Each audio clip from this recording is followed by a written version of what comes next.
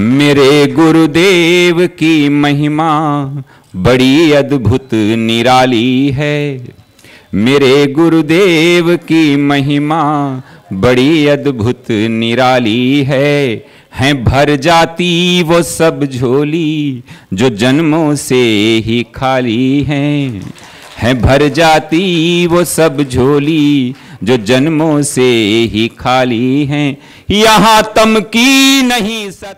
ओम पार्थाय प्रतिबोधितां भगवतां नारायणेन स्वयं व्यासेन ग्रथितां पुराणमुनिना मध्ये महाभारतम् अद्वैतामृतवर्षिणीं भगवतीम् अष्टादशाध्यायिनीम् अम्ब त्वामनुसन्दधामि भगवत् गीते भवद्वेषिणीम्। नमोऽस्तु ते व्यास विशाल बुद्धे फुल्लारविन्दाय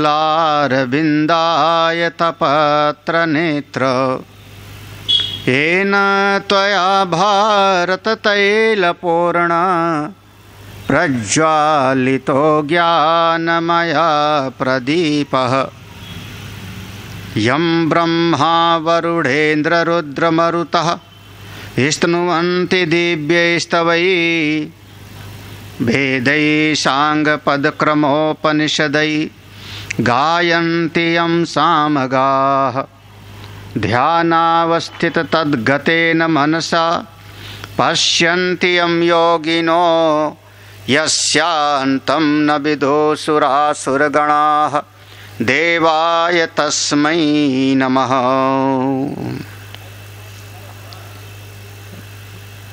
भगवान ने अर्जुन को अपना शिष्य स्वीकार किया और श्रीमद् भगवद गीता यह जो उपदेश है अर्जुन के हित के लिए कुरुक्षेत्र की रणभूमि में भगवान प्रदान करते हैं।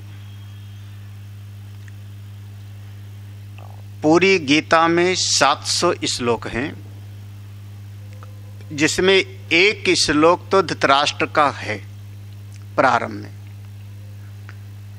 धर्म क्षेत्रे कुरुक्षेत्रे समवेतायुत्सवः माम का पांडवाश्चैव किम अकुर्वत संजय। पूछा है धृतराष्ट्र ने और संजय ने सुनाया है। तो सुना तो जरूर उसने, एक एक शब्द एक एक श्लोक को उसने ठीक ठीक सुना होगा, लेकिन धृतराष्ट्र को फल क्या मिला ये कहीं पर वर्णन नहीं है। गीता के पूरे सुनने का धृतराष्ट्र को अगर कोई फल मिला होता तो कहीं न कहीं इसका निरूपण अवश्य ही होता। जैसे अर्जुन का फल का निरूपण है कि अर्जुन ने गीता सुना तो अर्जुन घोषणा कर देता है, हे कृष्ण आपका उपदेश श्रवण करके मेरे भीतर का मोह नष्ट हो गया। नष्टो मोहः स्मृतिर्लब्धा, अपने स्वरूप की याद आ गई मुझको, मैं अपने स्वरूप में स्थित हो गया। अब आप जो कहेंगे सो मैं करने के लिए तैयार, मेरे भीतर का मोह नष्ट हुआ।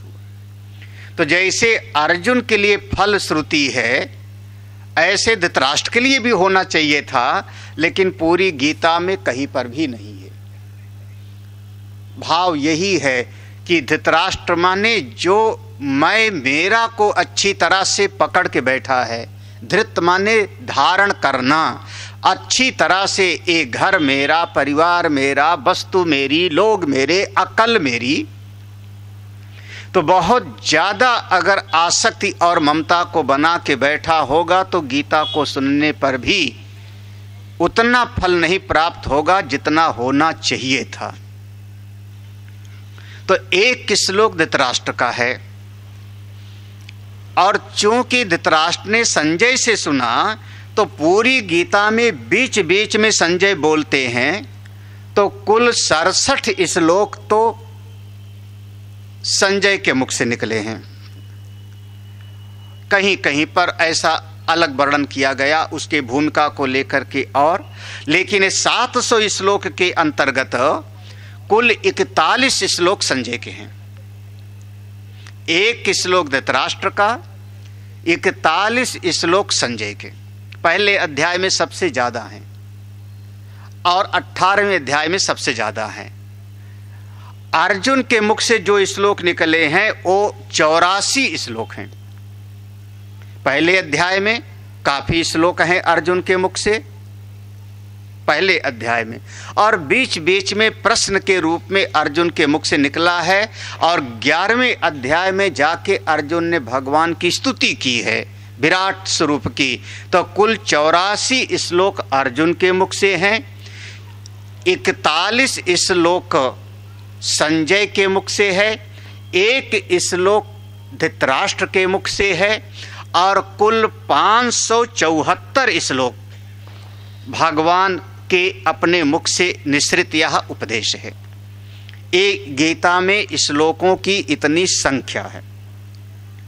तो भगवान के मुख से जो उपदेश है वो पहले अध्याय में तो कोई उपदेश है ही नहीं। गीता के पहले अध्याय में भगवान का कोई उपदेश नहीं है, बस एक छोटी सी पंक्ति है, रथ को ले जाके बीच में खड़ा कर दिए, अर्जुन ने जैसे कहा और भगवान ने कहा अर्जुन ले देख दोनों सेनाओं को, अर्जुन देख, बस इतना ही है। और पहले अध्याय में भगवान का कोई उपदेश नहीं है।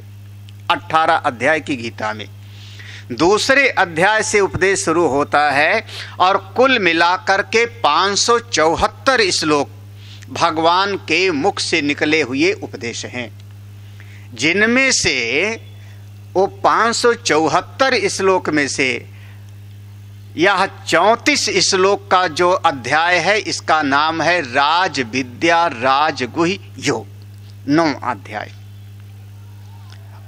आप सबके पास गीता लेके आए हो कि नहीं? घर से गीता है हाथ में? नहीं है? चलो जिसके हाथ में दोहरा लो। पहला श्लोक हम पढ़ते हैं, थोड़ा पाठ है कर लो, पाठ का भी बहुत पुण्य है। गीता के पाठ में बहुत सरलता है, कठिनाई नहीं। जरा सा भी प्रयास करोगे तो सब ये संस्कृत हिंदी मिली जुली सी लगती है, और ग्रंथों में बड़े कठिन कठिन हैं श्लोक, इसमें बहुत सरल है। प्रयास करोगे तो पाठ कर लोगे। पहला श्लोक, श्री भगवान उवाच इदं तु ते गुह्यतमम् प्रवक्ष्यामनसूयवे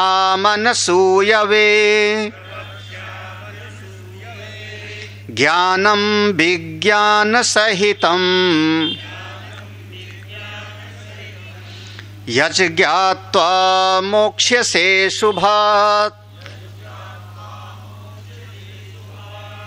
ये पहला श्लोक है। श्री भगवान उवाच, उस रणभूमि में अर्जुन के रथ पे जहां अर्जुन धनुष बाण रख के विलाप कर रहा है, शोक संतप्त है, भगवान उपदेश देते हैं। 7वें अध्याय से इसका आप प्रारंभ समझना। 7वें अध्याय का जो पहला श्लोक है उसको छोड़ करके नहीं समझ में आएगा यह प्रसंग। पहला श्लोक 7वें अध्याय का है, हे अर्जुन मैया आसक्त मनाः पार्थ योगम युंजन मदाश्रयः असंशयम समग्रम माम यथा ज्ञास्यसि तच्छृणु। जिसका मन मुझसे लगा, अगर आपका मन मुझसे लगा है तो आप आए हो सत्संग में। अगर आपका प्रेम ना होता सत्संग से तो आप आते ही नहीं। और अगर कोई जबरदस्ती आ भी जावे तो कोई बहुत प्यार से भी सुनावे तो उसको ज्यादा समझ में बात नहीं आवेगी। इसलिए पुण्यात्मा है आप लोग। हाँ, किसी विद्यालय में विद्यार्थी पैसा दे के गया है, फीस देता है, समय देता है, तो वहां टीचर की बात कभी समझ में ना भी आवे तो क्लास में बैठता है। एक दिन की सजा मिल जावे कि क्लास से बाहर जाओ तो विद्यार्थी को भी अच्छा नहीं लगता, परिवार वालों को भी अच्छा नहीं लगता। क्यों? पैसा भी दिया है, एक दिन की क्लास छूट जाएगी। जब उस विद्यार्थी के भीतर वो भाव है, जानने की इच्छा है, पढ़ने की इच्छा है, तब वो जो अध्यापक पढ़ाता है उसकी कीमत होती है। तो ऐसे ही जिसका मन मुझसे जुड़ा है, जिसका प्रेम मुझसे है, मुझ परमेश्वर से, मुझ परमात्मा से, जो मेरा चिंतन करता है अर्जुन, जो मेरा भजन करता है, उसको मैं अपना पूरा का पूरा ज्ञान दे दूंगा। समग्रम माम माने पूरा का पूरा ज्ञान, कुछ बचा के नहीं रखूंगा। जैसे सामने वाले को समझ में आ जावे वैसा ज्ञान मैं दूंगा। क्या देंगे, कैसे देंगे? तो वहां पर कहा ज्ञानम तेहम सविज्ञानम, ये 7वें अध्याय में है, ज्ञानम तेहम सविज्ञानम इदम वक्ष्यामि अशेषतः। वो शब्द यहां पर 9वें अध्याय में वही दोहराया जाएगा। तो अब भगवान ने वहां शुरू किया था उपदेश देना 7वें अध्याय में, आपका स्वरूप क्या है प्रभु बताइए आप। तो भगवान ने शुरू किया था कि पहले समझो कि ये जगत अपरा प्रकृति है, ये सारी सृष्टि अपरा प्रकृति है, ये सारा 5 महाभूतों से बना हुआ ये शरीर और ये सारा का सारा जगत ये अपरा प्रकृति है। और इस जड़ अपरा प्रकृति के भीतर जो चेतन है अर्जुन, उसको परा प्रकृति कहते हैं। जीव भूताम महाबाहो ययेदम धार्यते जगत, वो परा है। ये 2 विभाग किया, अपरा और परा, अपरा और परा। तो जड़ जितना है 5 महाभूत से बना ये अपरा, और इसके भीतर जो इसको धारण करने वाला चेतन है वह परा प्रकृति। विशेषता अर्जुन ये है कि अपरा और परा दोनों का स्वामी मैं हूं, दोनों का मालिक मैं हूं, दोनों मुझ अधिष्ठान पर हैं। इस रहस्य को जो जान जाता है उसका उद्धार हो जाता है, जीवन मुक्त हो जाता है। लेकिन बात यह है कि सब इसको जानने नहीं चाहते, इस मार्ग पर आने नहीं चाहते। अरे हजारों मनुष्यों में से, मनुष्याणाम सहस्रेषु, हजारों में से कोई बिरला इस मार्ग पर आता है। और जो लोग इस मार्ग पर आते भी हैं, भजन के मार्ग पर, भक्ति के मार्ग पर, उनमें से भी कोई बिरला मुझको तत्व से असलियत में जान पाता है।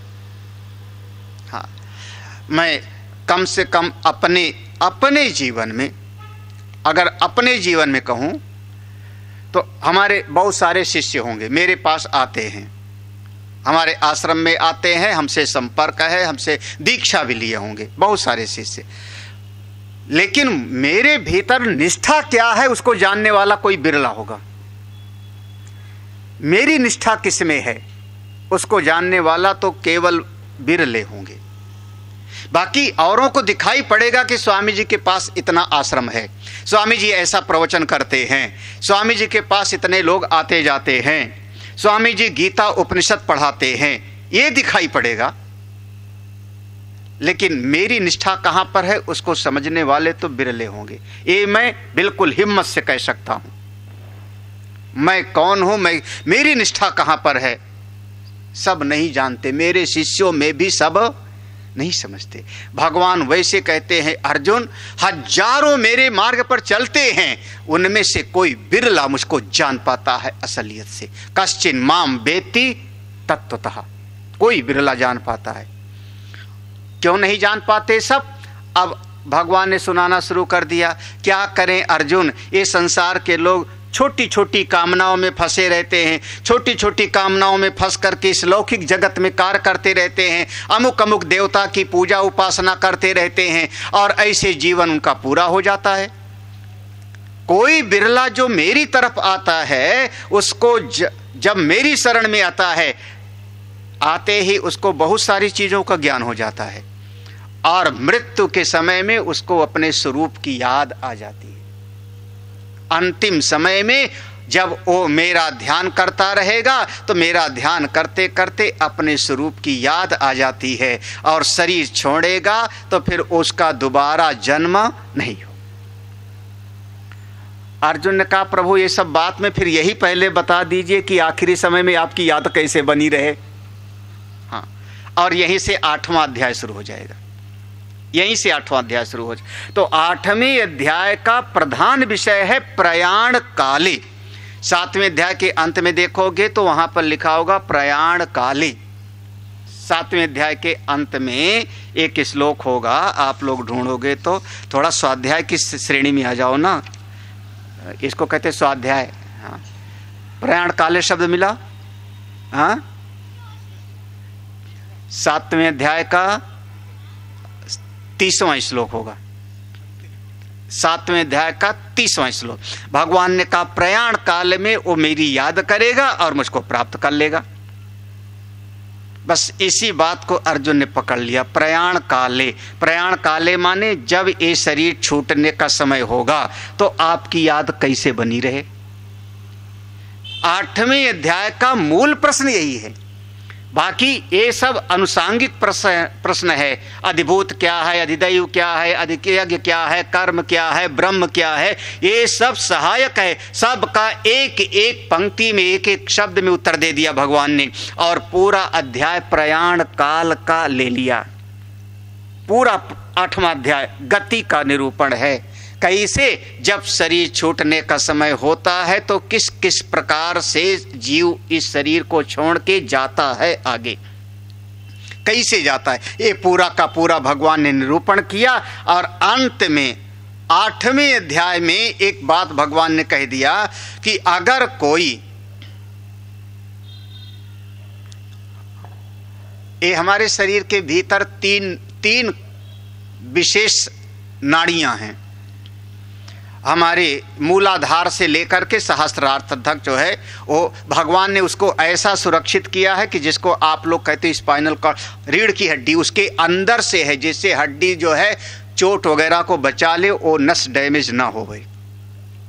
उसके अंदर से बहुत सारी नसें नाड़ियां हैं शरीर में, लेकिन 3 मुख्य हैं। एक का नाम ईड़ा, दूसरी का नाम पिंगला, तीसरी का नाम सुषुम्ना। ये 3 प्रधान होती हैं। यह जीव, अब एक थोड़ा 8वें अध्याय की बात वो उस प्रसंग में ले आओ तो समझ में आ जाएगा। हम अपना घर बंद करके कहीं जा रहे हैं, सत्संग में जा रहे हैं, मित्र के यहाँ जा रहे हैं, तो अपना अलमारी अंदर की बंद किया, उसके बाद अंदर का कमरा बंद किया, उसके बाद बाहर, सबसे आखिर में कौन सा बंद करोगे आप? सबसे आखिर में बाहर वाला ना, सबसे आखिर में बाहर वाला दरवाजा बंद करोगे। आप चले गए, अच्छा फिर वहां से अपना काम करके जब आए तो कहां से प्रवेश करोगे फिर? अब नहीं, पीछे वाले से, दाएं बाएं से। हाँ भाई, जहां से आप जिसको बंद करके आप निकले थे, फिर वहीं से आप उसके भीतर प्रवेश करोगे ना, वहीं से तो ना। पहले वो वाला ताला खोलोगे जिस ताले को आपने सबसे आखिर में बंद किया था, पहले उसी ताला को खोलोगे। हाँ, समझ आ रहा है कि नहीं? हाँ, ऐसे ही यह जीव पूर्व के शरीर में जो गया था, वो कहाँ से गया था अलग बात है, लेकिन इस शरीर में जब आया था, इस शरीर में जब आया था तो शास्त्र कहता है कि ये मूर्धा से प्रवेश किया था। तत्सृष्ट्वा तदेव अनुप्राविश्य। इस पर ब्रह्म सूत्र में बहुत विचार किया गया है कि प्रवेश कैसे करता है। तो ये मूर्धा से प्रवेश करता है जीव इस 5 महाभूत के शरीर में। तो मूर्धा से प्रवेश किया, इसीलिए बच्चे का यहाँ पर थोड़ा सा कोमल रह जाता है, यहाँ पर बीच में हड्डी नहीं रहती। बाद में तेल और लगाते लगाते लगाते वो हड्डी बढ़ जाती है और पूरा का पूरा मजबूत हो जाता है। तो अब जहां से प्रवेश किए हो इस शरीर में, तरीका सही यही है कि ऐसा उपाय करो, ऐसा कोई साधन ढूंढो कि उसी से आप बाहर निकलो। अगर आपको मुक्ति चाहिए तो, भगवत प्राप्ति चाहिए तो वहीं से निकलो। अब ये मत कहना ये अपने बस में है ही नहीं। हाँ, ये अपने बस में है नहीं। अंतिम समय में अब बहुत सारे निकलने के दरवाजे हैं। कितने? कम से कम 9 दरवाजे, वैसे 11, 9 दरवाजे हैं। हाँ, वो 9। अब किसी किसी का जो वह है वह आंख से निकल गया। ये शास्त्र में वर्णन है, अतीन्द्रिय विषयो वेदाः प्रमाणम। जिस चीज को आप आंख से नहीं देख सकते उस पर वेद और शास्त्र की बात को मान लो। उसी तरीके से जैसे हमारे खून में कितना TLC DLC बढ़ा है, कोलेस्ट्रॉल बढ़ा है, आपको आंख से नहीं दिखाई पड़ेगा। आप पैथोलॉजी वाले के यहाँ का जो लिखा हुआ है उस पर आप भरोसा कर लेते हो।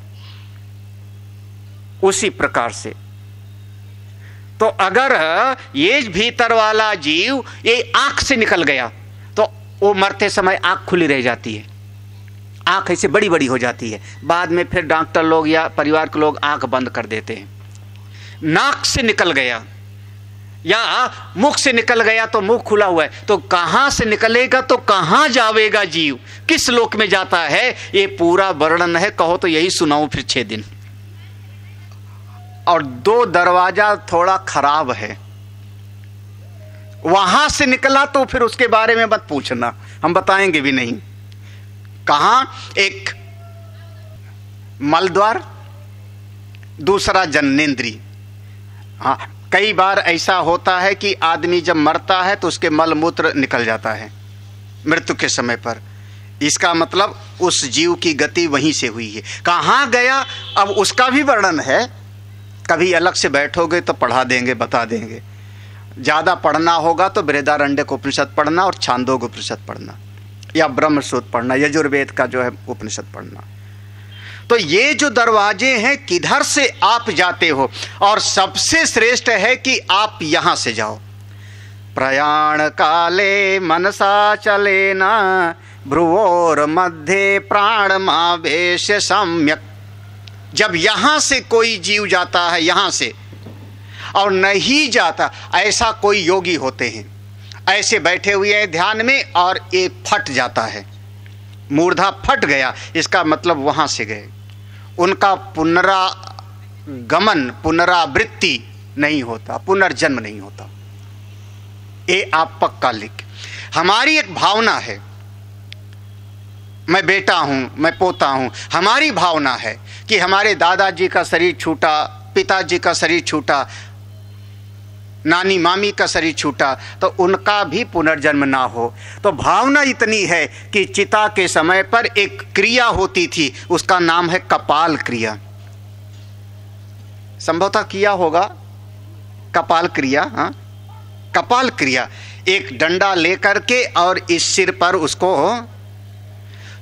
ये था इस पर जोर से मारो कि फूट जावे, लेकिन अब तो कहते छुआ दो, छुआ, लेकिन सिद्धांत ये था कि जोर से मारो और फूट जावे। हाँ, और बता दें, हाँ, अनुपम ने देखा होगा शायद। मान लो हम महात्मा लोग हैं, है ना, और हम महात्माओं का शरीर छूट गया तो हाँ, बैठा दो, बैठा दो, शरीर छूट गया, बैठा दिया। उसके बाद आप ले गए कहीं नदी के किनारे, गंगा जी वगैरह के किनारे प्रवाहित करने के लिए या भू समाधि देने के लिए, जो भी है, तो वह एक विधि होती है, वो शिव स्वरूप मान करके उनका पूजन होता है पंचोपचार से।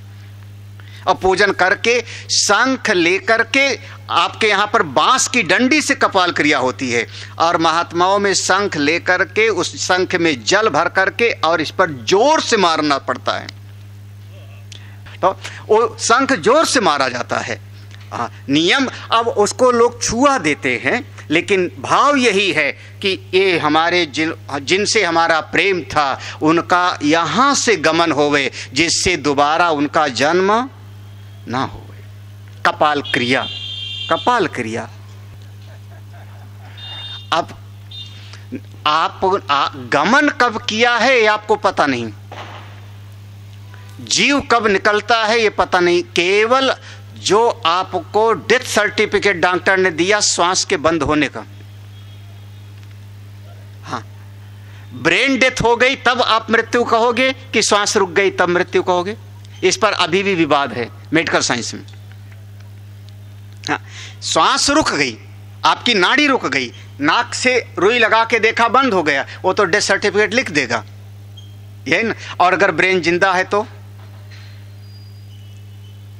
अभी ब्रेन डेथ नहीं हुई है, खैर वो अलग विषय है। यहां पर इतना ही था जितना समझाना था मुझको, कि वहीं से निकलो जहां से आप आए थे। कहां से आए थे? इस शरीर में कहां से आए थे? अरे जब बालक था तो उसका यहीं पर कोमल था ना, तो यहीं से आए थे, तो यहीं से निकलो तो आपका उद्धार हो जाएगा। अगर ये आप साधन भजन से कर सको तो इसका भी एक उपाय है। ये गीता जी में भगवान ने बताया,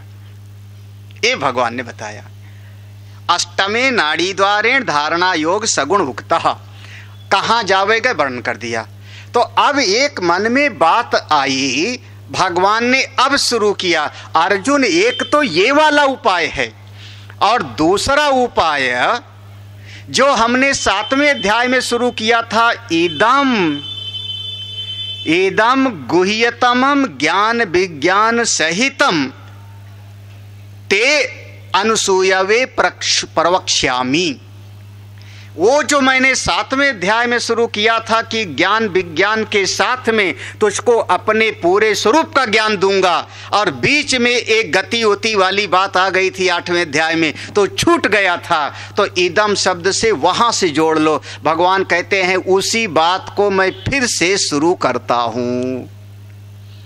हाँ, तू शब्द यहां पर जो है, जिनके पास गीता है, थोड़ा आजकल कुछ पढ़ाने की शैली में मन हो गया है, तो तू माने हो गया ये 8वें अध्याय से पृथक करो, विलक्षण। 8वें अध्याय में जो बताया था उससे बिल्कुल अलग, उस विषय को छोड़। जैसे आप बातचीत करते रहते हो, कहते हो ये बस करो भाई, हो गया, अब दूसरी बात शुरू करो, थोड़ा अच्छी बात, ये बात बहुत हो गई। तो तू माने 8वें अध्याय में जो एक गति होती की बात थी उससे बिल्कुल अलग कर दो। इदम, अब हम तुमको यह कौन सा गुह्यतमम, बड़े रहस्यमयी विद्या को, गुह्यतमम बड़ी रहस्यमयी विद्या, रहस्य माने जिसको सबको बताया ना जावे वही राज होता है। हाँ, वो वाला राज नहीं कि मोहल्ले में सबको बताया और सबको कह देते हैं देखो किसी को बताना मत, और शाम तक सबको पता लग जाता है, वो वाला राज नहीं। हाँ, राज तो वो है कि चाणक्य ने कहा है कि जो चीज, जो बात 6 कान में पहुंच जाती है वो राज नहीं रहती। 6 कान, 2 मेरे कान और 2 जिससे हमने बात किया, तो केवल 4 कान हो गए, और आप जाके किसी को बता दिए तो 6 कान हो गया। 6 कान में पहुंच गया, अब वो राज नहीं रहा, आपका चाहे कोई कितना ही अपना क्यों ना हो। हाँ, ये एक नीति है, एक सिद्धांत है कि सब कुछ सबको बताने की जरूरत नहीं। भगवान ने अर्जुन को इतने सालों तक ज्ञान नहीं दिया है, इतने सालों तक बचपन के मित्र हैं, साथ खेलते थे, साथ खाते थे, कभी ज्ञान नहीं दिया है। ये राज की बात है, गुह्यतम रहस्यमयी विद्या है, ये सबको नहीं बता। और कई बार गड़बड़ यही हो जाता है कि कभी सत्संग में हमारे, हमने बहुत पहले अनुराग को समझाया था ये गलती मत करना, लेकिन समझते नहीं कुछ लोग। हाँ, पकड़ के चल तुझको ब्रह्म ज्ञान सुनाऊं, आज सुन के आया हूं गुरुजी से। अरे महाराज, ये सबको सुनाने की विद्या नहीं होती, नहीं, बिल्कुल नहीं। हाँ, छुपाने की विद्या है। हाँ, हम ही लोग नहीं पढ़ाते, और क्या, हम ही लोग नहीं पढ़ाते। क्यों पढ़ावें? हाँ, हाँ, हाँ, अभी कल ही हमने कहा था अधिकारी, कल पूरा घंटा मैंने सुनाया था कि भगवान ने गीता युधिष्ठिर को नहीं सुनाया। हाँ, युधिष्ठिर कह देते करुणा बसात, पितामह भीष्म को नहीं सुनाया, अर्जुन ही अधिकारी था ना। हाँ, तो जो अधिकारी होगा उसको पढ़ाया जाएगा, सबको नहीं। करुणा है, करुणा करने में भी बड़ा, एक आपको करुणा की बात बताएं, एक सबसे ज्यादा ऐसा विचार है, और आपको ऐतिहासिक सत्य में ढूंढ लेना आप, ये जैन दर्शन का एक 13पंथी समाज है, आचार्य तुलसी का। वो कहते हैं, आचार्य तुलसी हैं, उनमें एक परंपरा है। वो कहते हैं आप रास्ते में चले जा रहे हो, एक कुआं है और उस कुएं में कोई आदमी गिर पड़ा है और चिल्ला रहा है बचाओ बचाओ, तो उनका सिद्धांत है, वो कहते हैं कि पास से चले जाओ, बचाने का प्रयास न मत करो। हमारा धर्म नहीं कह रहा है, मैंने खास कहा जैन दर्शन का एक शाखा है आचार्य तुलसी का, तेरापंथी समाज। उनसे पूछा ऐसा क्यों? बोले ये सारी प्रकृति, सारा का सारा, सारी प्रकृति सब बैलेंस बनाती है। वो आदमी को देखा होगा प्रकृति ने, ये सृष्टि के मालिक ने देखा होगा कि ये आदमी दुष्ट है, बच जाएगा तो 40 को मारेगा, इसलिए प्रकृति उसको कुएं में डाल के मारना चाह रही है। तुम बचा लोगे, वो आदमी बच गया, कल जाके 9 को मार के आवे तो पाप किसको लगेगा? अब ऐतिहासिक दृष्टांत दे दूं, ऐतिहासिक दृष्टांत दूं, हिटलर का नाम पढ़ना। हिटलर बचपन में गिर गया था, पानी में डूब रहा था, बचपन में डूब रहा था, कोई पादरी ने उसको बचा लिया था डूबने से। हाँ, पादरी ने बचाया था, आप पढ़ना हिटलर की जीवनी, पादरी ने बचा लिया और बाद में उसने लाखों का जो है कर, माना जाता है कि सबसे ज्यादा क्रूर दया ये हुई। हाँ, अब लो, इसलिए जो है करुणा और को अपने पास से रखे रहना। अधिकारी बनोगे तो आप, हाँ, आप डिजर्व करो इस ज्ञान के लिए, लायक बनो, योग्य बनो। करुणा से मैं आपको रिवॉल्वर नहीं दे सकता हूं। छोटा बच्चा कहे कि आप करुणा से अपना जो है तिजोरी की चाबी दे दो, क्यों दे दूंगा? आप डिजर्व करो। अर्जुन डिजर्व करता है, पात्र बनता है, योग्यता होनी चाहिए है। तो हाँ, ये ज्ञान अर्जुन मैं तुमको वहीं से शुरू करता हूं। इदम, ये वाला ज्ञान कौन सा? आत्मज्ञान, उस ब्रह्म विद्या को मैं तुमको सुनाता। रहस्यमयी विद्या है, सबको बताने की जरूरत नहीं है, ये छुपाओ। सबको ये बता दो कि जाओ सत्य बोलो, अच्छा काम करो, परहित सरिस धर्म नहीं भाई, पर पीड़ा समने, ये सब सुनाते रहो ना। हाँ, सनातन धर्म, हमारे धर्म की बात है। हम क्या कहेंगे? कुएं में गिर के मर रहा है तो आप बचा लो, हमारी बात, हम कहेंगे बचा लो। उन्होंने कहा वो जाके 9 को मारेगा, तो हम कहेंगे वो मारेगा तो उसका कर्म उसको फल देगा, मेरा बचाने का कर्म हमको फल देगा। जो बोएगा सो फल पावे। उसने मारा तो उसका फल वो पाएगा, हमने बचाने का काम किया था तो उसका फल हमको प्राप्त होगा। ये हमारे सनातन धर्म की बात है। इदम तू ते, ते माने तुम्हारे लिए, गुह्यतमम रहस्यमयी विद्या को प्रवक्ष्यामि, बताने जा रहा हूं, प्रवचन करने जा रहा हूं, अच्छी प्रकार से बताने जा रहा हूं। अच्छा, मुझी को क्यों बताने जा रहे हो प्रभु? अब देखो, फिर पात्रता भगवान ने बता दिया, यहीं पर आ गया, केवल करुणा नहीं, मुझी को क्यों बताने जा रहे हो? तो भगवान ने कहा अनसूयवे, अनसूयवे, अर्जुन तुम्हारा मन अनसूया दृष्टि वाला है। अनसूया माने असूया, असूया, असूया कहते हैं जो अच्छाई में भी बुराई ढूंढ लेवे, हाँ, अच्छाई में भी कोई कमी ढूंढ लेवे, उसको कहते हैं असूया। अनसूया माने जो कभी किसी में दोष ना देखे। महाराज, ये जितना निंदा करने वाले होते हैं, कमी ढूंढने वाले होते हैं ना, उनके बारे में एक चुटकुला सुना था अभी। चुटकुला ये था कि कोई आदमी ऐसा था, सबकी निंदा करता था, कोई कितना ही उसकी सहायता करे, कितना ही भला करे, सबकी निंदा, इतना कि सारे लोग उससे घबराने लगे थे समाज में। बैकुंठ में भगवान ने सुना एक है ऐसा निंदा करने वाला, दुनिया भर की निंदा करता रहता है। भगवान ने कहा नारद, उस आदमी को बुला लाओ यहाँ पे, संसार में रहना ठीक नहीं, यहाँ बुला लाओ, हाँ, यहाँ बुला लाओ। अब भाई वो नारद जी आ गए, चल तुझको बैकुंठ में भगवान बुला रहे हैं। चल पड़ा, ठीक है चलते हैं। भगवान ने लक्ष्मी जी से कहा ऐसा भोजन बनाओ कि उसमें कोई कमी ना रहे, ऐसा भोजन बनाओ कोई कमी ना रहे। लक्ष्मी जी से खुद बनवाओ, उसको खिलाओ। महाराज आया, उसका बड़ा स्वागत किया भगवान ने खड़े होकर के, आइए सर्व निंदक महाराज सबकी निंदा करने वाले, पधारिए। उनको बिठाया, उठाया, सब कुछ पानी उन्हें पिलाया, भोजन करने के लिए बैठे।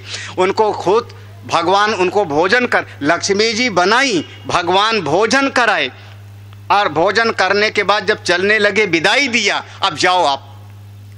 जब वहाँ से चल पड़े तो देवर्षि नारद को भगवान ने इशारा किया पूछना, तो देवर्षि नारद ने पूछा, ये कोई कमी तो नहीं रही? यहाँ तो कोई कमी नहीं रही, अब क्या निंदा, यहाँ कैसे निंदा करोगे? उसने कहा, अरे अब क्या कहें, कम से कम भोजन भी इतना अच्छा नहीं बनना चाहिए कि आदमी खाते खाते मर जावे तो लाख आप अच्छाई करो, उसमें कमी ढूंढने वाला 4 ठो कमी ढूंढ लेता है। और जब कोई कमी ढूंढता है तब वो इस ब्रह्म विद्या का पात्र नहीं होता। अनसूया वे अर्जुन, तुम अनसूया दृष्टि वाले हो। अनसूया नाम सुना, अनसूया है तो ब्रह्मा विष्णु महेश को छोटा बना सकती हैं। अनसूया माने किसी में दोष ना देखना। हाँ, दोष नहीं देखते। हाँ, अच्छी से अच्छी बात बताऊं तो भी दोष ना देखो कभी भी कोई। अर्जुन इसलिए तुमको बता, क्या बताने जा रहे हैं प्रभु? तो भगवान कहते ज्ञानम विज्ञान, नीचे की पंक्ति पे, ज्ञानम विज्ञान सहितम, तुमको ज्ञान भी बताऊंगा, विज्ञान भी बताऊं, ज्ञान विज्ञान के सहित बताऊंगा। हाँ, अब 3-4 बातें हैं ज्ञान और विज्ञान पर। 3-4 बातों से आप समझना, ज्ञान और विज्ञान, ज्ञान और विज्ञान। यहां प्रकाश हो रहा है ना, यहां प्रकाश है। कैसे प्रकाश हो रहा है? बल्ब से, हाइलोजन से, यही ना, बिजली से। ये ज्ञान है सामान्य ज्ञान, इसका हम कहते हैं सामान्य ज्ञान। लेकिन अब बताइए, ये बल्ब कैसे बना, बिजली कैसे बनी? बिजली है क्या? एक ज्ञान है आपको? हाँ, जो सामान्य ज्ञान है इसको हम कहते हैं ज्ञान, और उसी चीज से संबंधित जो विशेष ज्ञान है, उसकी खासियत का, उसको हम कहते हैं विज्ञान। नहीं क्लियर हुआ? अरे भैया जरा सी बात है, मैं ठीक ठाक हूं, मेरी आंख ठीक ठाक है, मैं पढ़ लेता हूं, भले चश्मा लगा के पढ़ूं, हाँ, पढ़ लेता हूं, मेरी आंख है। हमको कोई अंधा बोलेगा तो अच्छा नहीं लगेगा, क्योंकि मेरी आंख है, दोनों आंखें ठीक ठाक हैं। आंख का ज्ञान हम सबको है, ये आपका सामान्य ज्ञान है। लेकिन आंख में दर्द हो जावे तब, आंख में दर्द हुआ तब क्या करोगे? अब आंख के विषय में किसी ने विशेष ज्ञान प्राप्त किया है ना, आप उसके पास जाओगे, 1000 रुपया फीस दोगे, घंटे भर इंतजार करोगे, तो उसके पास इस एक आंख का विशेष ज्ञान है। तो सामान्य ज्ञान को हम कहते हैं ज्ञान, और विशेष ज्ञान को हम कहते हैं विज्ञान। क्या हुआ? नहीं कुछ समझ? किसी भी चीज में ले लो, किसी भी चीज में, छोटी सी छोटी चीज हो, बड़ी, मोबाइल चलाते हो, आपके पास में है, सबके हाथ में मोबाइल है, मोबाइल चलाते हो, चार्ज कर लेते हो, सामान्य ज्ञान है। माइक है, हर एक चीज का। अरे खाना बनाने का आप बता सकते हो प्रेशर कुकर में दाल कैसे गलती है? ओ नहीं, दाल क्यों गल जाती है प्रेशर कुकर में जल्दी? आप कहोगे अब साइंस की क्लास को अटेंड करो, फिर उसमें भाप बनती है कैसे कैसे, यही ना। हमारे अगर हमने बटलोई में दाल चढ़ाई तो 1 घंटे लगता है, प्रेशर कुकर में 5 मिनट में दाल कैसे गिल गई? तो हमको पता नहीं है, उसका जिसने कोई साइंटिस्ट होगा उसके पास उसका विशेष ज्ञान है। तो सामान्य ज्ञान को हम कहते हैं ज्ञान, और किसी भी विषय के विशेष ज्ञान को हम कहते हैं विशेष ज्ञान, विज्ञान। इसलिए विज्ञान विशेष ज्ञान, खास ज्ञान, उसके भीतर तक की समझ को हम कहते हैं विज्ञान। तो ज्ञान भी और विज्ञान, तुमको दोनों बताऊंगा अर्जुन। ये पहला, सामान्य ज्ञान को ज्ञान, विशेष ज्ञान को विज्ञान। इसलिए विज्ञान में बी आगे लगा ना, उपसर्ग है, बी उपसर्ग है। बी माने विशेषण, खास ज्ञान, उसका नाम हुआ विज्ञान। दूसरा अर्थ कर रहे हैं, दूसरा अर्थ, इस जगत में जितना नाम रूपात्मक सृष्टि है, ये नाम रूप के ज्ञान को हम कहते हैं ज्ञान। शास्त्रीय भाषा बोल दूं, अर्थ क्रिया कारकत्वम सत्यत्वम, ये है शास्त्रीय भाषा। घड़ा है, कितना बड़ा है, इसमें कितना लीटर पानी आ जाएगा, ये पका है कि नहीं पका है, इस घड़े का ज्ञान। इस घड़े में हम दही भी रख सकते हैं, दूध भी रख सकते हैं, घी भी रख सकते हैं, इसका नाम है ज्ञान। घड़े का नाम, घड़े का रूप, इसका नाम है ज्ञान। और मिट्टी के ज्ञान को हम कहते हैं विज्ञान। नाम रूप के ज्ञान का नाम हुआ ज्ञान, और उसके भीतर जो तत्व है उसके ज्ञान को हम कहेंगे विज्ञान। एक प्रश्न पूछूं आज के ज़माने के हिसाब से। हाँ, आज के ज़माने में लोग पिज्ज़ा बहुत खाते हैं। वो पिज्ज़ा का नीचे वाला जो बेस है किस आटे का बनता है? पिज्ज़ा के नीचे का जो बेस आप लोग तो बना हुआ ले आते हो, किस आटे का होता है? हाँ, लो देख लो, इतने में मतभेद हो गया, इतने में मतभेद हो गया। हाँ, नहीं पता ना, खाए हो ना, नहीं पता ना, तो इसका नाम है कि आप उसके रूप को देखा है, उसको हमने चख के देखा है, नाम क्या है ये जानता हूं, तो नाम रूप के ज्ञान का नाम हुआ ज्ञान, और उसके भीतर मूल तत्व के ज्ञान का नाम हो जाएगा विज्ञान। तीसरा भाव दो प्रकार से होता है, भगवान करें सब बताऊंगा, बिल्कुल ध्यान रखना। एक होता है परोक्ष, परोक्ष ज्ञान का नाम होता है ज्ञान, और अपरोक्ष अनुभव को हम कहते हैं विज्ञान। सुई चुभाएंगे तो दर्द होगा, सुई चुभाएंगे तो दर्द होगा, बताया उसने, अभी मुझको अनुभव नहीं था, अभी मुझको अनुभव नहीं था, उसने बताया। अरे हाँ, दांत के डॉक्टर ने क्या कहा? डॉक्टर ने कहा इंजेक्शन लगाना है। देखो ये है परोक्ष, उन्होंने कहा इंजेक्शन लगाएंगे, उसके बाद आपका शून्य हो जाएगा, तब आपकी आरसीटी वगैरह करेंगे, जो भी करना होगा। इंजेक्शन लगा, ये क्या पूरा का पूरा क्या हुआ? इसका नाम हुआ ज्ञान। लेकिन अभी अनुभव नहीं था, परोक्ष ज्ञान था। उन्होंने बताया इंजेक्शन। अच्छा, इंजेक्शन कहाँ लगाते हैं? वो दांत वाला कहाँ इंजेक्शन लगाता है? जिसने जिसने हाथ उठाया यहाँ ना, सबको कराए हो। अब जिसने जिसने हाथ उठाया यहाँ लगाते हैं मसूड़े में, मैं समझ गया कि वो आप सब कभी न कभी सब कराए हो ना। तो इसका नाम है ज्ञान। जब उसने लगा दिया इंजेक्शन, उसके बाद कहा 10 मिनट बैठ जाओ। 10 मिनट बैठने के बाद वो पूछता है ना, मोटा मोटा लगने लगा, ऐसे बोला होगा कि नहीं? मोटा मोटा हो गया, फूल गया, मोटा मोटा लगने लगा। हाँ, अब हमको पूरा क्या हो रहा है उस समय उसका? हाँ, इंजेक्शन लगाने से क्या होगा? इसका हो गया विज्ञान, अनुभव हो रहा है। हाँ, तो परोक्ष ज्ञान का नाम हुआ ज्ञान, और अपरोक्ष अनुभव को हम कहते हैं विज्ञान। अर्जुन, तुमको परोक्ष ज्ञान भी देंगे और अपरोक्ष अनुभूति भी करा देंगे। कितने अर्थ हो गए? ज्ञानम विज्ञान सहितम। चलो हाँ हाँ, चलो ये भी कह लो, जब शास्त्रों को आप पढ़ते हो तो इसका नाम हुआ ज्ञान। जैसे हमने अभी बताया था कि भीतर 3 नाड़ियां होती हैं, ईड़ा, पिंगला और सुषुम्ना। इसको आपने सुना, सुन करके याद कर लिया, इसका नाम हुआ ज्ञान। थ्योरी है, शास्त्रीय ज्ञान है। अब एक शब्द आपने और सुना होगा कभी न कभी, कुंडलिनी का जागरण।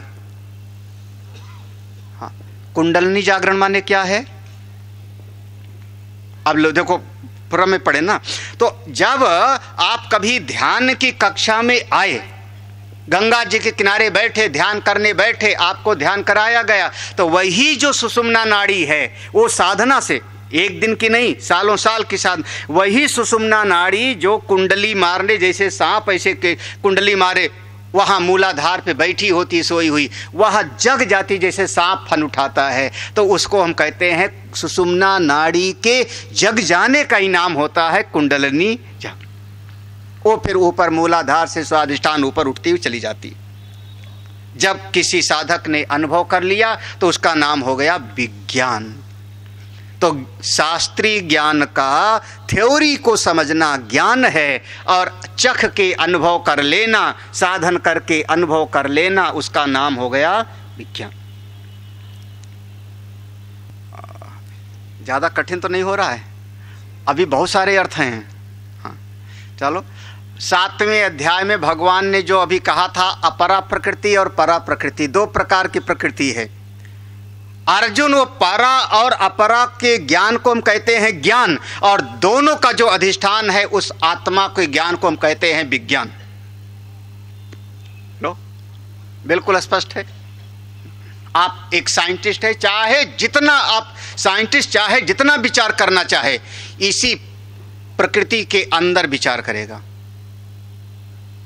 ये आकाश, वायु, अग्नि, जल, पृथ्वी, अनंत अनंत, ये आकाश, गैलेक्सी, इसी का विचार करेगा। ये शरीर कैसे काम करता है, उंगली कैसे काम करती है, पेड़ कैसे, वो सब इसका विचार करेगा। लेकिन जो भीतर दृष्टा बन के बैठा है, जो भीतर जानने वाला है, जो अनुभव करने वाला है, साइंटिस्ट उसका विचार नहीं कर पा रहा है। उसके ज्ञान को हम कहते हैं विज्ञान। बस इतना ही समझ लो, काफी है। हाँ, सामान्य ज्ञान का नाम ज्ञान, विशेष ज्ञान को हमने कहा ज्ञान भी बताऊंगा अर्जुन, तुझको विज्ञान भी बताऊंगा। तुम आत्मा हो, तुम ब्रह्म हो। अभी प्रमोद जी ने कहा था कि आप सच्चित आनंद ब्रह्म स्वरूप हो। किसी को ऐसा प्रिय नहीं है, किसी को दुख अच्छा नहीं लगता, किसी को दुख अच्छा नहीं लगता। अहम अस्मि सदा भामि कदाचित नाहम अप्रिय।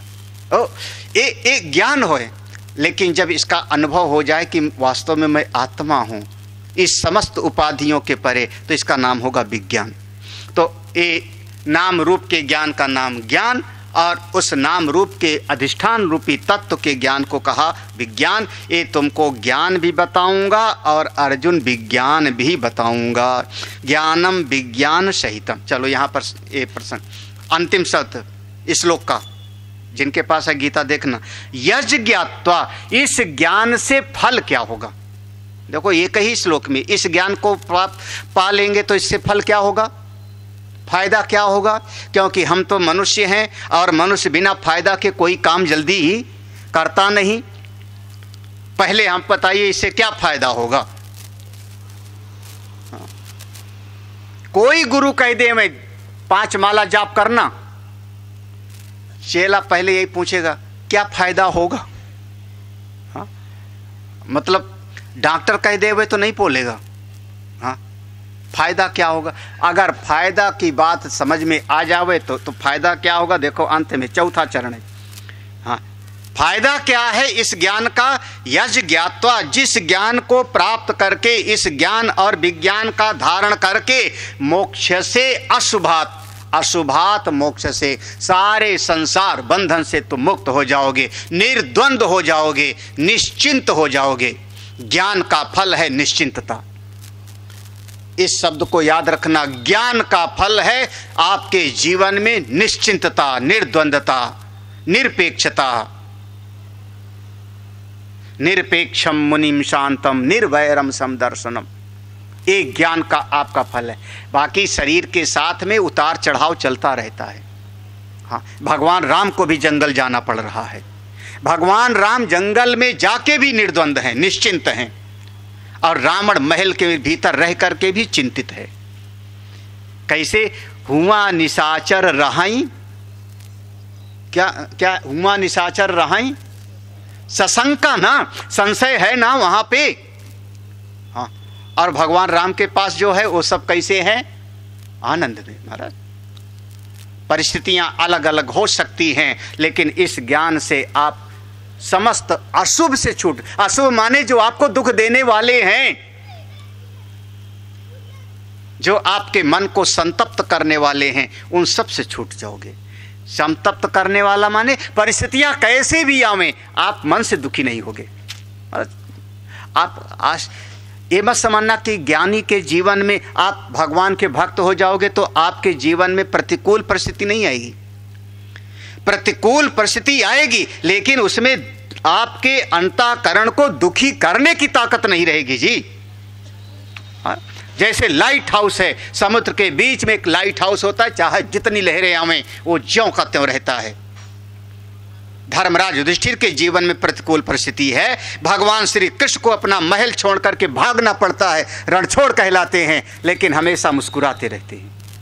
परिस्थितियां सब आती हैं, लेकिन आप बिल्कुल निर्द्वंद हो सकते हो। आपका अंतःकरण शांति से युक्त रहता है जी। अरे ये बात कोई बिरला समझता है। हाँ, मोक्ष से अशुभात, सारे अशुभ से, सारे दुखों से, समस्त जन्म मृत्यु के चक्र से तुम छूट जाओगे। भगवान भाष्यकार ने एक शब्द कह दिया, संसार बंधनात्। संसार के सारे बंधनों से आप मुक्त हो जाओगे। अब तो अर्जुन के मन में आया, फिर प्रभु अब आप इस ज्ञान विज्ञान को आप हमको दे दीजिए, अब यही दीजिए। भगवान ने कहा ये ज्ञान ऐसे वैसे नहीं है, थोड़ा जो ज्ञान हम सुनाने जा रहे हैं इसकी विशेषता तो समझो। एक श्लोक और भगवान अभी इस ज्ञान की महिमा बता रहे हैं। राज विद्या राज गुह्यम पवित्रमिदमुत्तमम् प्रत्यक्षावगमं धर्म्यं सुसुखं कर्तुमव्ययम्। अर्जुन, ये विद्या जो मैं ज्ञान तुमको देने जा रहा हूं इस समय, ज्ञान विज्ञान दोनों, ये सारे विद्याओं की राजा है। राज विद्या, राज विद्या माने समस्त विद्याओं की राजा, सिरमौर है, सम्राट है। अरे ऐसा क्यों कहते हैं? कारण है, दो हेतु। लौकिक जगत की चाहे जितनी विद्या आप प्राप्त कर लो, वह विद्या आपको भौतिक सुख देगी या आपको स्वर्ग आदि देंगे, लेकिन आपके भीतर के दुख की निवृत्ति नहीं कर सकते। आप इसको हमेशा आप अगर हृदय में बांध सको तो भौतिक जगत में चाहे आप बड़े से बड़े यज्ञ कर लो। दृष्टांत मैं दे सकता हूं, 99 यज्ञ करने वाला राजा बलि, उसको बंधन मिलता है। भगवान वामन से विराट होते हैं और 2 पग में सब नाप लिया और बाद में 1 पग उधार है, गरुण को बुला के बांध लिया, भेज दिया सुतल लोक में, जाओ अगले कल्प में इंद्र बनना। 99 यज्ञ करने वाला का, छोटा मोटा नहीं। तो चाहे जितनी आप विद्या प्राप्त कर लो, भौतिक जगत से आप, अभी कल की घटना है, कल ही की घटना है ना, हम न्यूज में सुन रहे थे, कोई बहुत बड़ा एक वो है ना ट्विटर बिक गया, उसका मालिक कोई और हो गया। हाँ, उसने पहला काम क्या किया? पैकेज छोटा मोटा नहीं रहा होगा, आप हमारे आपके तो जिंदगी भर में उतना रुपया नहीं देखा होगा। 138 करोड़ एक साल की तनख्वाह, 140 करोड़ एक साल की तनख्वाह, तो एक महीने की तनख्वाह कितनी हो गई फिर? हाँ, कम से कम 10-12 करोड़। और जब नौकरी से निकाल दिया जाएगा तो मन कैसा होगा? मन अशांत तो होगा कि नहीं? मन अशांत होगा कि नहीं? बस पहचान वहां पर है।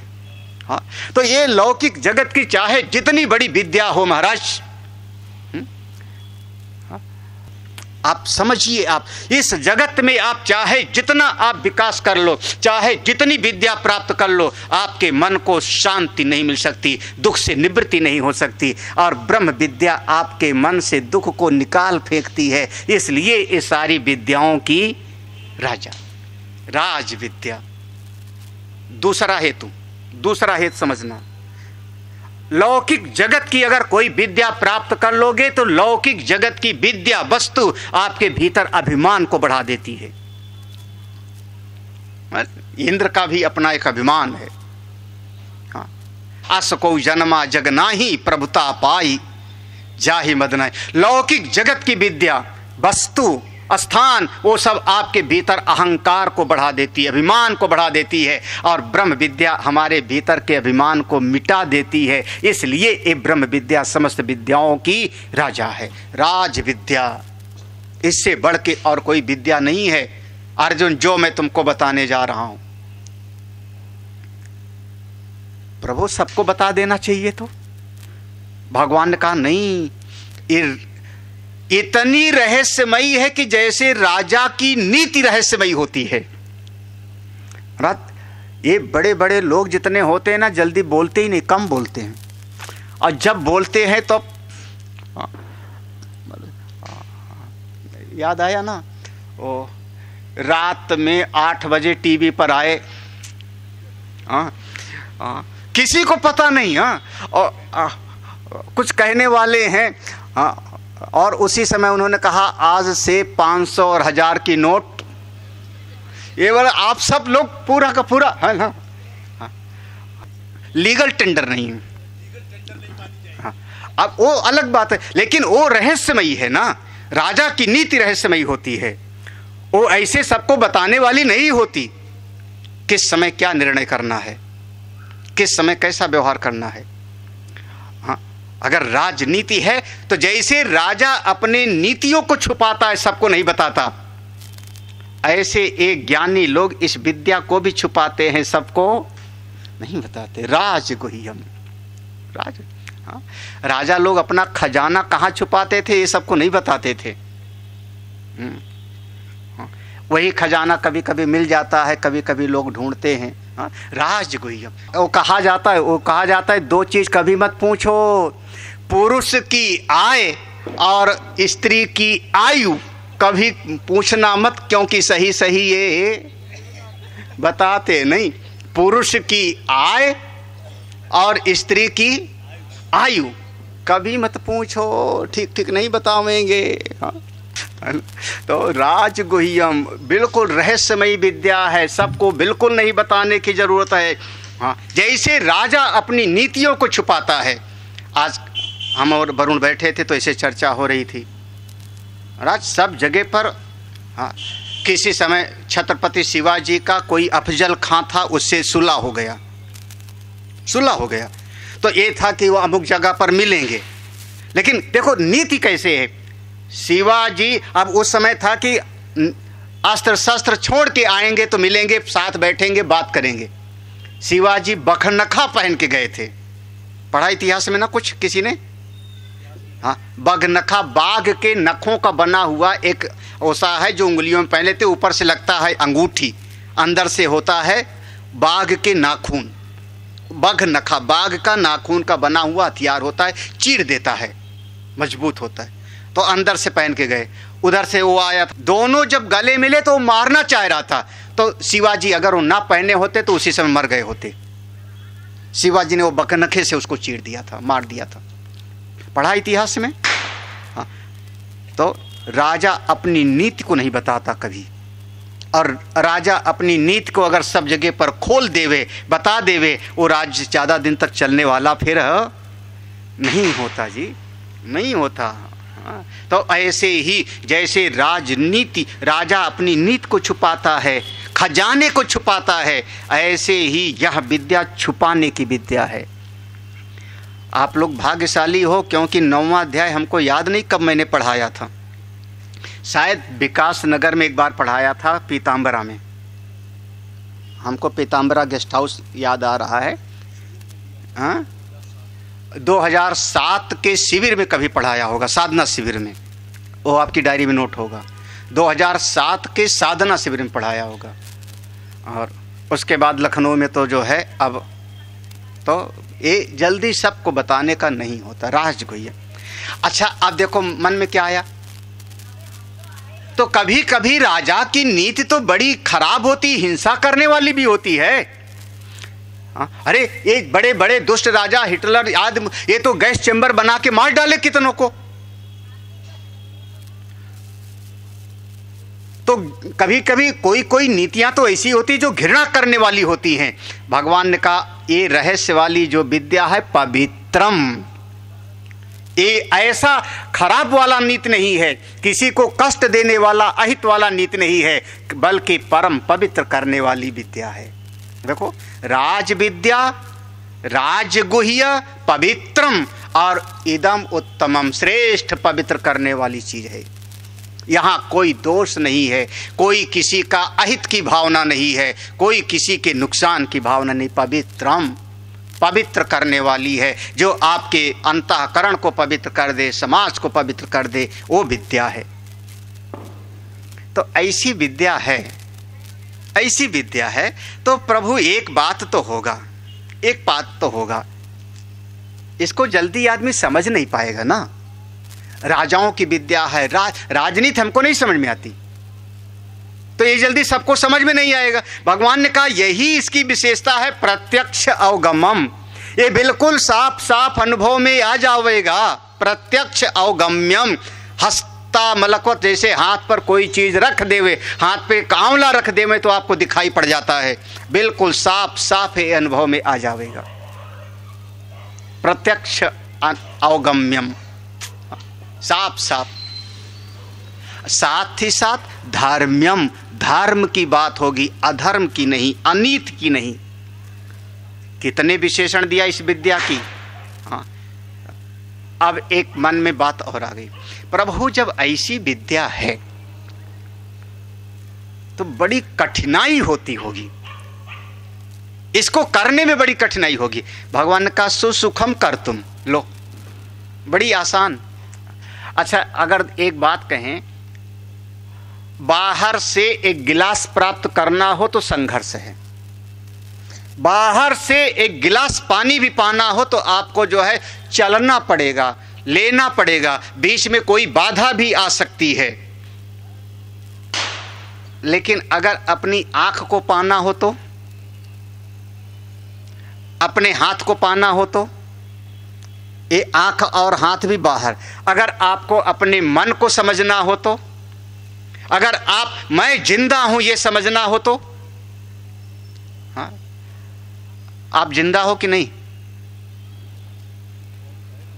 जिंदा हो कि नहीं, हाँ? मैं जिंदा हूं, इसके लिए कोई प्रमाण की जरूरत होगी, कोई कठिनाई, कोई कठिनाई। सुसुखम, ऐसे ही आप परमात्मा के स्वरूप हो, इसको समझने में कोई कठिनाई नहीं। सुसुखम। अंतिम बात कहते हैं, अगर कोई इतनी आसानी से चीज मिल जाएगी तो बड़ी जल्दी नष्ट भी हो जाएगी ना, उसका फल भी ज्यादा बड़ा तो नहीं होगा। भाई छोटे से परिश्रम से मिलता है तो छोटी चीज, बड़ा परिश्रम से बड़ी चीज, और बड़े परिश्रम से और बड़ी चीज मिलेगी। तो अगर बड़े आसानी से कोई चीज मिल जाती है तो ज्यादा दिन नहीं टिकेगी। भगवान ने कहा अव्ययम, इस ज्ञान का फल अक्षय फल होगा, अक्षुण फल होगा। अर्जुन, तुमको इस विद्या को मैं बताने जा रहा हूं, ज्ञान विज्ञान के सहित, जो समस्त विद्याओं की राजा है, रहस्यमयी है, पवित्र करने वाली है, साथ ही साफ साफ आपको अनुभव में आ जाएगी। उस विद्या को बताने जा रहा हूं। अब तो अर्जुन के बिल्कुल दोनों काम तैयार। प्रभु फिर जल्दी से सुनाइए, जल्दी से सुनाइए वही विद्या को। भगवान ने एक श्लोक और कहा, जो लोग इस ज्ञान को नहीं प्राप्त करेंगे उनकी गति क्या होगी, सुन लो अर्जुन। फिर बताते हैं, जो इस ज्ञान को नहीं प्राप्त करेंगे उनकी क्या हालत होगी। तो कहते हैं तीसरा श्लोक, आश्रद्धाना पुरुषाः धर्मस्यास्य परन्तप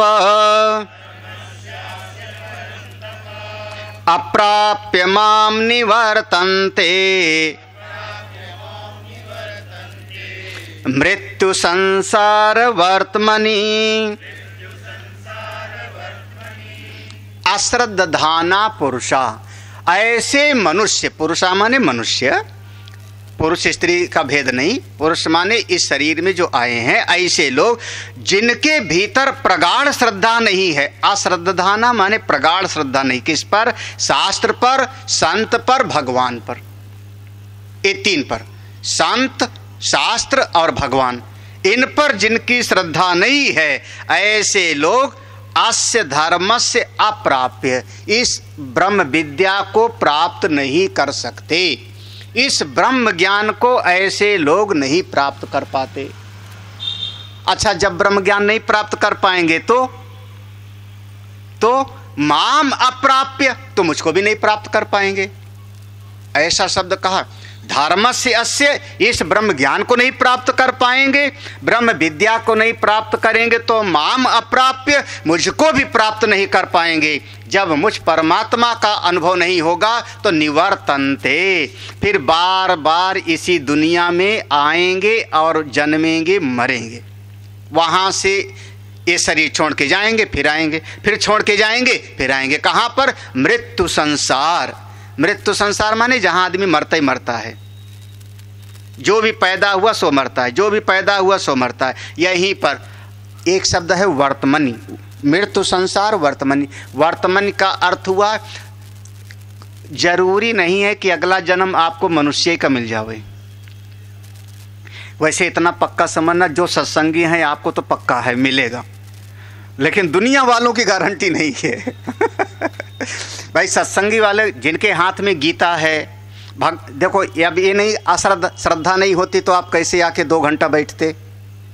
इंतजार भी करते हैं, आपके समय हो रहा है, चलना है हमको। तो श्रद्धा वाले, भगवान पर श्रद्धा है, शास्त्र पर श्रद्धा है, संत पर श्रद्धा है। तो ये वाला श्लोक उनके लिए है जिनकी श्रद्धा नहीं, जो इस मार्ग पर चलते नहीं, वो ज्ञान को नहीं प्राप्त करेंगे। ज्ञान नहीं तो परमात्मा भी नहीं प्राप्त होते, तो इसी जगत में आते हैं। वर्तमनी माने कभी सुअर बनेंगे, कुत्ता बनेंगे, गधा, घोड़ा, चींटी, मकोड़ा, सब बार बार, जिसको आप कहते हो 84 लाख जोनियों में भटकते रहेंगे। मृत्यु संसार वर्तमनी नरक तिर्यक आदि, कभी नरक जाएंगे, कभी और लोक में जाएंगे, बार बार भटकते रहते।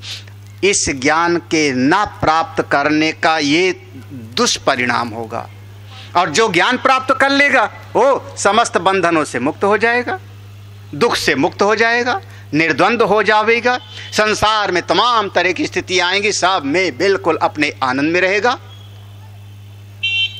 अब तो अर्जुन बिल्कुल तैयार। प्रभु स्तुत्या अर्जुनम अभिमुखीकृत्या, बिल्कुल अर्जुन का मन बिल्कुल तैयार। प्रभु फिर तो आप अब इस ज्ञान को आप हमको सुनाइए ही, इस ज्ञान को सुनाइए। और आगे इस ब्रह्म विद्या को भगवान ने 2 श्लोक में सूत्र रूप में सुनाया। इसको कहते हैं सूत्र भाष्य। सूत्र रूप में 2 श्लोक में, फिर उसका व्याख्यान पूरा का अध्याय होगा। तो आगे का प्रसंग हम कल सुनेंगे, आज यहीं पर हम रोक रहे हैं। बोले वृंदावन बिहारी लाल की। याद रखना, ज्ञान और विज्ञान 2 चीज ना, ज्ञान और विज्ञान। इस प्रकृति के ज्ञान का नाम है ज्ञान, और परमात्मा के ज्ञान को हम कहते हैं विज्ञान। थ्योरी को समझ लेना नाम है ज्ञान, अनुभव में उतर जाने का नाम हुआ विज्ञान, ठीक है ना। सामान्य ज्ञान को कहते हैं ज्ञान, विशेष ज्ञान को विज्ञान। आपको पता है तिरुपति बालाजी में या दक्षिण भारत में जो माला बनती है, हमारे यहाँ की माला से अलग होती है। हमारे यहाँ की माला से अलग होती है। क्या फर्क होता है? आप जगन्नाथपुरी जाओ तो वहाँ पर जो भगवान को माला चढ़ाने वाला जो विशेष एक गांव है, विशेष गांव है, वहीं की बनी हुई माला आएगी, भगवान को अर्पित होती है। और वहाँ वाले सवेरे उठ कर के स्नान वगैरह करके मुंह पर पट्टी बांध के जाते हैं फूल चुनने के लिए। जब तक माला बन नहीं जावेगी, मंदिर पहुँच नहीं जावेगा, तब तक वो बोलेंगे नहीं किसी से, मौन।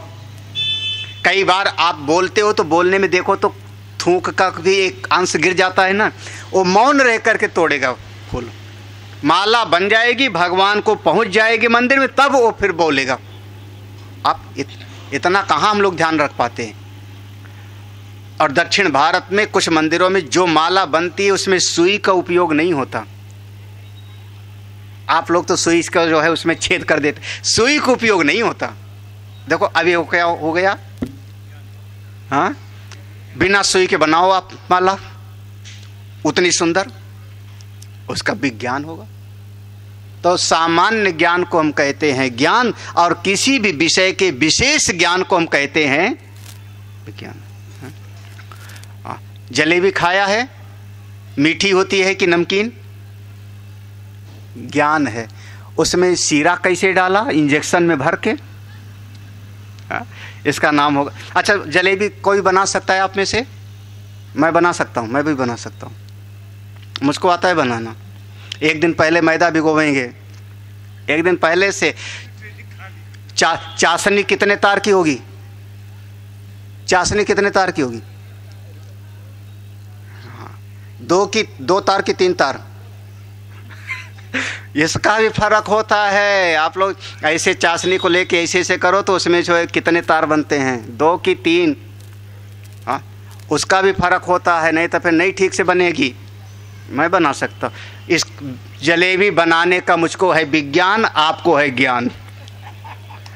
ठीक है, चलेगा? हाँ, बिल्कुल इसी प्रकार से ज्ञान और विज्ञान दोनों बताया जाएगा। भोले वृंदावन बिहारी लाल की। ओम पूर्णमदः पूर्णमिदं पूर्णात् पूर्णमुदच्यते पूर्णस्य पूर्णमादाय पूर्णमेवावशिष्यते।